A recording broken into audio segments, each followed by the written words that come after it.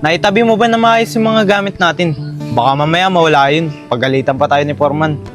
Oo naman, tol. Tinabi ko lahat. Kaso yung isang pala, di ko makita eh. Paanan dun sa kabila. Sabihin mo muna kay Foreman yan bago tayo umuwi. Baka kasi mamaya ikaltas na naman sa sahod natin yan. Sasabihin ko talaga. Kasi yung mga nawawalang tanso sa akin kinakaltas eh. Mukha ba ako magtatanso? Anong ginagawa mo dito? Susunduin ko sana si Jex. Andyan ba siya? Wala na. Pagka-out namin, umuwi na agad. Oo nga pala, Lyra. Ba't ka andito? Akala ko umuwi ka na ng probinsya. Oo, kahapon nasa probinsya ako. Wala pa nga sana akong balak umuwi. Kaso, may sumundo sa akin. Nung unang nag-date kami, nakita ko yung tsinelas niya. May pako sa ilalim. Ano? May pako sa ilalim ng tsinelas? So cute naman. Ano pa, Sisi? Magkwento ka pa. Ito pa, Sisi. Di ba yung sa mga tsinelas may brand na Crocs? Yung kanya, Crocs. Ha? Crocky? What is that? Hindi ko din alam eh. At ito pa, yung sapatos niya, alam mo kung ano yung nakalagay? Nike. Di ba dapat Nike yun? Oo nga, no? Parang may mali. Baka naman, Sisi, mas mahal pa yung sa Nike. Hindi ko din alam eh. Ito pa, yung brief niya, bench yung nakalagay. Di ba dapat bench yun? Ikaw, Sisi, ha? Pati brand ng brief niya, alam mo. Siguro may nangyayari na sa inyo. Ano ka ba, Sisi? Nakita ko lang sa sampayan nilang alambre. Tsaka hindi pa ako papayag nun, no? Gusto ko muna, kasal. Kahit ako'y di mo pinapansin, hindi ako nagagalit sa'yo. Pagkatalam mo na ang iyong damdamin para sa'kin.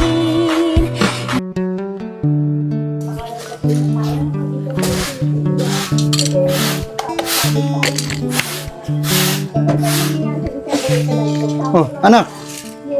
Kamusta ka na? Balita ko, may problema ka daw eh. Huwag mo nang isipin yun, Tay. Okay lang naman ako. Hayaan mo na yun. Sinabi sa akin ng kaibigan mo, iniwan ka daw ng nililigawan mo. Kasi, mahirap lang tayo. Totoo ba? Opo, Tay. Iniwanan ako ng nililigawan ko kasi mahirap lang tayo. Tapos, ang pinili niya yung mayaman na bago lang niya nakilala. Eh ako, matagal na ako naliligaw sa kanya eh. Pero, siguro ganun talaga ang buhay. Yung mga katulad nating mahihirap, hindi pwedeng magmahal ng mayaman. Sabi nga nung mga kaibigan ko eh, masyado daw malayo yung tingin ko. Kaya hindi ko rin nakikita yung mga malapit sa akin, yung mga nagmamahal sa akin. Katulad mo, Tay, napabayaan ko yung mga ginagawa ko dito sa bahay, palagi akong wala. Kasi pumupunta ako sa kanila, sinusundo ko siya. Pasensya na, Tay, marami akong pagkukulang sa'yo. Anak, hindi mo naman kailangan humingi ng tawad kay tatay. Malaki ka na. Meron ka ng sariling desisyon sa buhay. Alam mo na ang tama at mali. Kaya nga po, Tay, nagkamali po ako. Alam ko nang hindi pwede pero tinuloy ko pa rin yung panliligaw sa kanya. Anak, hindi naman siya nag-iimasok ako. Balita ko, si Lyra matagal nang may gusto sa'yo. Yung best friend mo, Matagal ko nang alam yan, Tay. Hindi ko lang pinapansin kasi baka masira yung pagkakaibigan namin eh. Uy, best friend, nandito ka lang pala. Yan ang pa kita hinahanap eh. Pumunta ako sa trabaho niya, maaga pa daw nag-out. Bakit, best friend? Anong kailangan mo? Ayayain sana kita gumala. Okay lang ba? O sige, best friend. Okay lang naman. Tay, alis po muna kami ha. Nag-aaya kasing gumala tong best friend ko eh. Tito, hiramin ko po muna anak niyo ah. sige, mag-iingat kayong dalawa ha. Sige, Tay. Diyan na Sige kayo. po, Tito. Diyan na po kayo.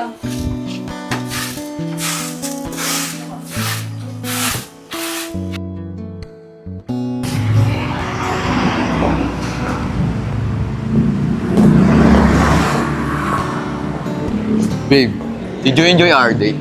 Yes, babe. Thank you ah. No, babe. Ako dapat na magsabi niyan. Babe, Thank you for letting me into your life. Wow, very good ang babe ko ha. Natututo ka na mag-Tagalog kahit onte. You're right. Magaling ka kasi magturo. Mahal kita. Mahal din kita babe. Tara, dun tayo sa park. Okay, babe. Let's go.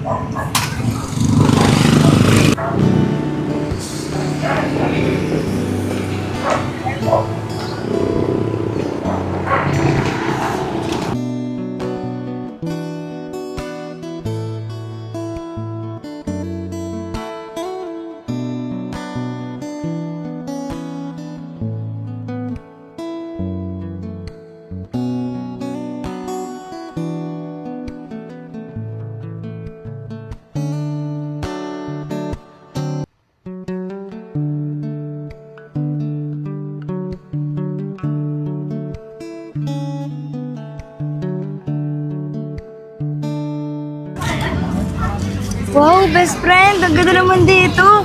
Alam mo, ngayon lang ako nakapunta dito. Yung makakita ng magandang Christmas tree, tsaka Christmas light. Gusto mo bang pumasok sa loob? Oo, best friend. Tara. Tara. Ang ganda, di ba? Oo, best friend, sobrang ganda. Thank you ah, dinala mo ako dito.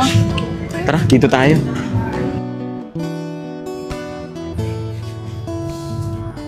Uy, best friend, tignan mo. Ang ganda na ito. Ano? Alam mo, best friend, ngayon ko lang naramdaman itong Pasko. Tapos, kasama pa kita. Masaya ka ba? Oo, best friend. Sobrang saya ko. Huwag kang mag-alala, best friend. Simula ngayon, kasama mo na ako sa mga susunod na Pasko. Di mo rin yan masasabi, best friend. Paano? Pag nagka-girlfriend ka, siya na yung makakasama mo kada Pasko. Eh, paano pagka ikaw naging girlfriend ko? Ha? Anong ibig mong sabihin? Sorry, best friend, ah. Kung ngayon ko lang na-realize yung mga bagay-bagay. Ngayon ko lang napansin na totoo pala yung mga sinabi niyo sa akin nila Sky. Sobrang layo ng tingin ko. Kaya hindi ko napapansin yung mga bagay na nagmamahal sa akin. Yung mga taong andyan para sa akin. At isa ka na dun. Kaya simula ngayon, gusto ko sanang itanong sa'yo na pwede ba kitang maging girlfriend? Ano ka? Sinaswerte? Manligaw ka muna, no? Best friend naman!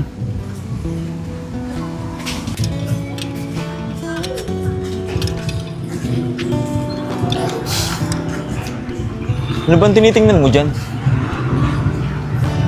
Wala lang. Di naman yung Christmas tree ang tinitignan ko eh. Gusto ko lang pasalamat kay Lord. Kasi dumating ka sa buhay ko. Sorry ah. Ngayon ko lang nakita yung halaga mo nung nawala ka sa akin. Okay lang. Sinasagot na kita. Ha? Ano? Pwedeng pakiulit? Hindi ko kasi masyadong narinig eh. Ang sabi ko, sinasagot na kita. Ayaw mo ba? Siyempre gusto. Thank you, best friend.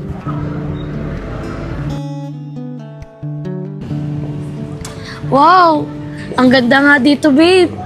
Tama nga yung mga friendly ko.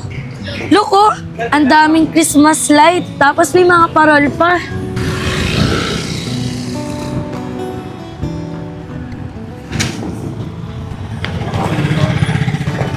Kaso babe, pinatay na yung ilaw ng Christmas tree. Don't worry, babe. We will go back here tomorrow. Okay babe.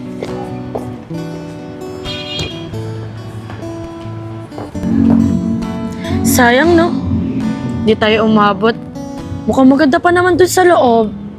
Like what I said, we'll go back here tomorrow. Don't worry, babe. Thank you babe ah. Sa lahat ng mga binigay mo sa akin. Sa mamahalin na bag. Tsaka dun sa binili mong kotse kay mama. Don't mind that, babe. All that is for you.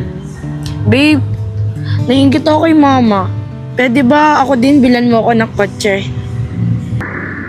What? But we have a car. Sige na, babe. Gusto ko rin kasi magkaroon ng sariling kotse. Alam mo ba, ang gusto ko, yung BMW. Okay, babe. Okay lang ba? Kahit next year na lang. Kabibili ko lang kasi ng kotse sa mama mo last month eh. No, babe. I don't like. I want car tomorrow. Babe, please, understand me. I hate you. Babe, wait! Babe, wait! Okay. I will buy tomorrow. Thank you, babe. Kaya mahal na mahal kita eh.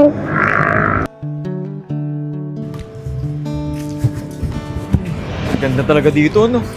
Oo, sobrang ganda dito. Nag-enjoy nga ako eh. Sa susunod, balik tayo dito ha. Oo naman. Sorry, Jax ha. Hindi ko nadala yung motor ko. Sira kasi.